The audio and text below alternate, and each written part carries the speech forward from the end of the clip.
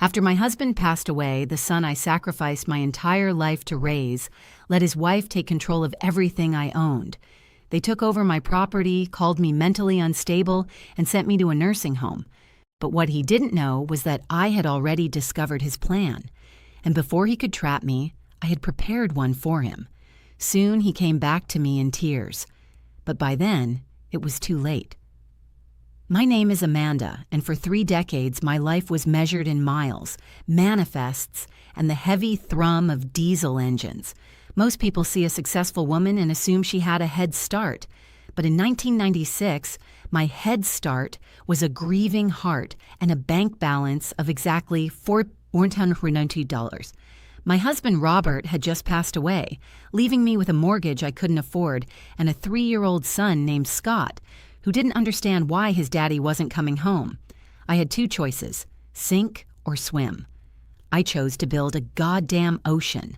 I started Evergreen Logistics with 1 battered semi-truck and a cell phone that I had to keep plugged into the cigarette lighter because the battery was shot. I was the driver, the dispatcher, and the accountant. I remember parking that truck in the warehouse lot at 2 a.m., sleeping in the cab for 4 hours, and then walking across the street to get Scott from my neighbor so I could take him to preschool. Those early years were a blur of black coffee and diesel fumes. I did it all for Scott. Every 18-hour shift, every missed meal, every holiday I spent on the road, it was all so he would never know the desperation I felt that first year.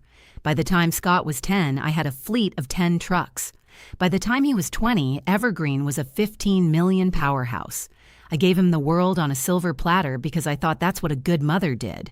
I sent him to the most prestigious private academies in the state, where his classmates were the sons of senators and tech giants. I didn't want him to have grease under his fingernails like I did. I wanted him to have the finer things. When he turned 16, I didn't just buy him a car. I bought him a $70,000 BMW. I was so blinded by my love for him that I didn't realize I was raised a provider while I was raising a predator. I thought I was building a legacy for him, but in reality, I was just sharpening the knife he would eventually slip between my shoulder blades. The shift didn't happen overnight. It was a slow, creeping rot that started the moment Olivia walked into our lives. She was polished, beautiful, and had a way of making greed look like ambition. When Scott announced they were getting married, I wanted to be the supportive mother. I spent $250,000 on a destination wedding in Lake Como, Italy. I paid for the vintage lace, the 5-course meals, and the fireworks over the water without blinking. I thought I was buying his happiness.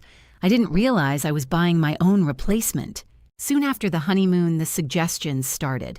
Olivia began redecorating my life under the guise of concern. "Amanda, you look so tired," she'd say over tea, her eyes scanning my mahogany desk like she was already imagining her own laptop on it. "Why don't you let Scott handle the morning briefings? You should be at the spa, not the warehouse." Then came the professional gaslighting. Scott, who I had made executive vice president, started questioning my old-school methods in front of the board. He'd scoff at my handshake deals and my insistence on knowing every driver's name. "Mom, your sentimentality is holding us back," he told me during a closed-door meeting. "With Olivia's marketing background and my vision, we could scale to a 50 million revenue stream. You're just in the way." I felt a chill then, but I dismissed it as my own ego being bruised. I didn't want to believe that my son looked at me and didn't see a mother. He saw a roadblock. I didn't see the way they whispered when I walked into the kitchen, or how Olivia was slowly moving my personal photos into the attic to make room for her modern aesthetic. I was the architect of my own downfall, too busy working to see the coup being planned at my own dinner table. The real nightmare began 3 months ago, when a severe bout of pneumonia finally forced me to do the one thing I never do: slow down. I was bedridden in the master suite, my lungs feeling like they were filled with crushed glass. I was vulnerable, and that's exactly what they were waiting for. One Tuesday evening, Scott and Olivia entered my room. They didn't bring soup or flowers. They brought a leather-bound folder. Scott sat on the edge of my bed, looking more like a concerned son than he ever had. "Mom," he whispered. "The doctors are worried. If things take a turn, we need to be able to talk to the hospital. We need to manage your healthcare decisions so you don't have to worry." Olivia hovered behind him, her hand resting on his shoulder like a puppeteer. "It's just a standard healthcare management packet, Amanda, for your protection." My head was foggy from the fever and the heavy meds. I trusted my son. I took the pen and scribbled my signature on 3 different pages where they had placed the sticky notes. I thought I was securing my health.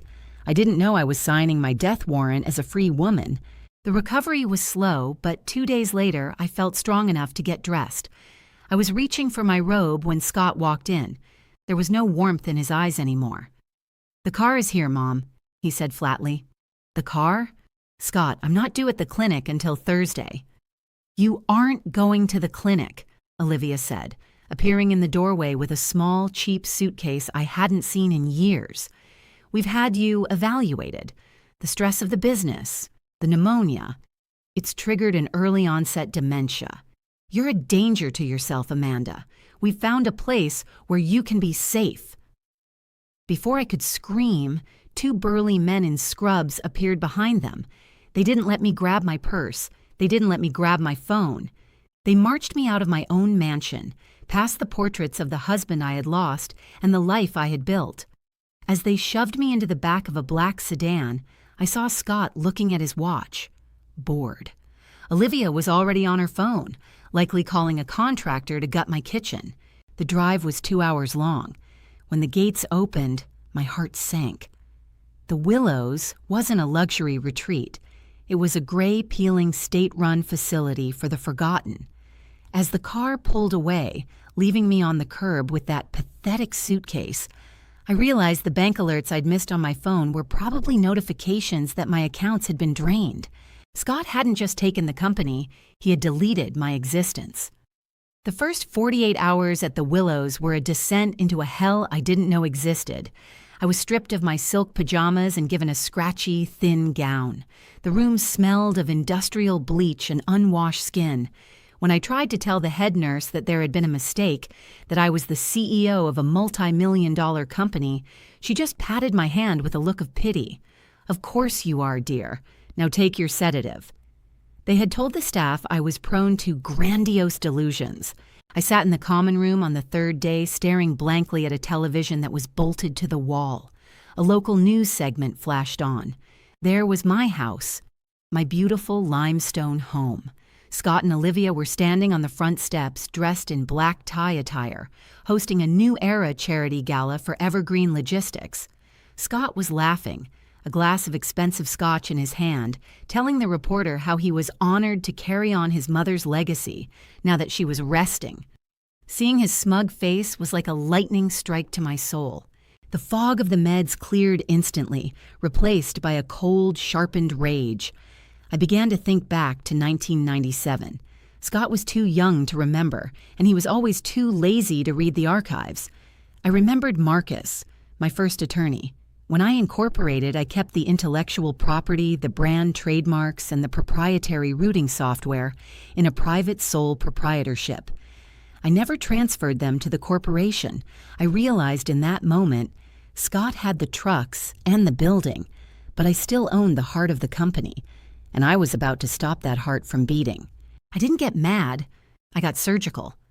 I spent the next week playing the part of the confused old woman perfectly, shuffling my feet and staring at walls while my mind was racing at 100 miles an hour. I needed a phone. I targeted a night shift nurse named Elena, a young mother who looked as exhausted as I used to be back in the 90s. One night, I caught her in the hallway and whispered, "I know what it's like to work for a future that feels 1,000,000 miles away. Help me, and I'll make sure your daughter never has to work a night shift in her life." I gave her Marcus's private number. When he picked up and heard my voice, he almost dropped the phone. Within 48 hours, the wheels of justice began to turn, not with a loud bang, but with a silent legal paper trail. I authorized Marcus to file an emergency injunction for criminal financial exploitation. But we didn't stop there. I knew Scott. He had a taste for luxury, but no patience for the grind. I told Marcus to trigger a forensic audit of the company's pension fund and the employee 401k accounts. I knew exactly what we'd find. Scott and Olivia had been treating my employees' retirement savings like a personal piggy bank to fund their $15,000 a month mortgage on a coastal vacation home and Olivia's wardrobe of designer handbags. For 3 weeks, I sat in that gray room eating lumpy oatmeal and taking fake sips of my sedatives, while the FBI and the Department of Labor built a cage around my son. I wanted them to feel invincible. I wanted them to spend every last cent of that stolen money because the more they spent, the longer their prison sentences would be. I was the silent ghost in the machine, waiting for the perfect moment to haunt them. The end came on the night of their 1-year wedding anniversary. They were hosting another gaudy party at my house, the music thumping so loud I could hear it from the driveway as the federal task force pulled up. I sat in the lead SUV wearing my best tailored suit, the one Olivia had tossed in the donation pile. When we walked through the front doors, the room went dead silent. Scott's glass of champagne shattered on the marble floor. "Mom," he stammered, his face turning a sickly shade of gray. You're supposed to be in a cage?" I finished for him, stepping into the light. "The only people going into cages tonight are you two." The FBI didn't waste time. They read the charges: embezzlement, wire fraud, and elder abuse, while the guests watched in horror. Olivia started screaming, clawing at the agents as they snapped the cuffs on her wrists. Scott just collapsed, sobbing like the child I had spent my life overprotecting. As they were led out, I walked up to Olivia. She was shaking, her makeup smeared with sweat and tears. I didn't say a word. I simply reached out, plucked my house keys from her trembling hand, and watched the police van doors slam shut. Scott and Olivia were sentenced to 60 months in federal prison. I legally disowned him, stripping him of the family name and any future claim to my estate.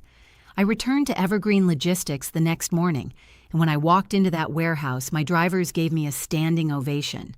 I'm back in my garden now, watching the sunset. The house is quiet, the business is thriving, and for the first time in 30 years, I'm not building a legacy for anyone else. I'm living it for myself. My journey is a chilling reminder of how easily the people we trust most can turn our own successes against us. But it also shows that resilience and a sharp mind can overcome even the deepest betrayals. Looking at everything that unfolded, what did you learn from my story? Do you believe Scott was purely a product of his own greed, or did my overprotection play a role? I truly want to hear your thoughts in the comments below. Please remember that my story was a fictional dramatization created specifically for societal reform and to raise awareness about elder financial abuse. While I celebrate the justice I received, I shared these dark realities so you can recognize the warning signs and avoid these mistakes in your own lives. Never repeat the negative behaviors shown here. If you found value in my experience, please subscribe and hit the bell icon to join our community for daily insights and lessons in justice.